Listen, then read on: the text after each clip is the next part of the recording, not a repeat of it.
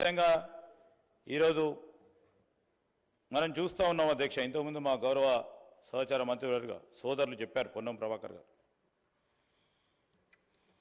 ఒక బాధాకరమైన విషయం ఏంటంటే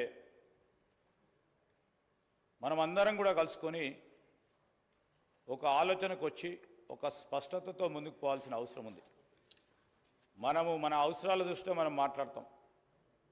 తర్వాత చట్టానికి సంబంధించిన అంశం మా సోదరులు పొన్నం ప్రభాకర్ గారు మాట్లాడారు. ఏం మాట్లాడారు అధ్యక్ష? ఈరోజు శాసనసభకు సంబంధించిన లైవ్ ప్రొసీడింగ్స్ వీడియోలను మార్ఫింగ్ చేసి అనేక విధాలుగా ఉపయోగించడం జరుగుతుందని సభా దృష్టికి తీసుకురావడం జరిగింది. ఇది ఎవరి ప్రతిష్టకు? ఈరోజు ఉన్న గౌరవ శాసనసభకి ప్రతిష్టకు భంగకరంగా ఉందా లేదా అని వారు గుండెపై చేవేసుకొని అడగాలని కోరుతా ఉన్నాను అధ్యక్ష. మేము మిమ్మల్ని కోరుతా ఉన్నాం అధ్యక్ష.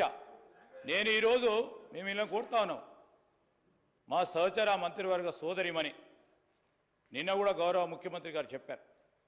ఎంత బాధాకరం అధ్యక్ష! లైవ్ ప్రొసీడింగ్స్ ద్వారా నేనేం కోరుతా ఉన్నాను, మా సోదరులు కేటీఆర్ గారు అడిగారు తప్పకుండా విచారణ జరపాలని. తప్పకుండా విచారణ జరుపుతాం. ఈరోజు నేను కూడా మిమ్మల్ని కోరుతా ఉన్నాం అధ్యక్ష. ఎవరికైనా మనస్తాపం జరిగినప్పుడు మీరు అందరూ కూడా సమిష్టిగా సభా మర్యాదలు కాపాడటానికి ప్రయత్నం చేయాల్సిన అవసరం వచ్చినప్పుడు మనం అందరం కలిసి పనిచేద్దాం.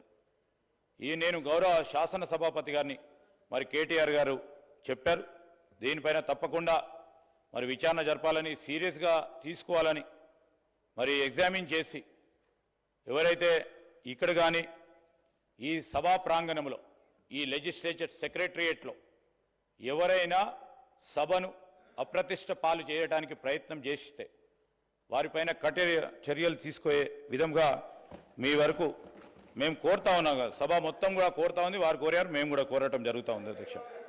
ఈరోజు నేను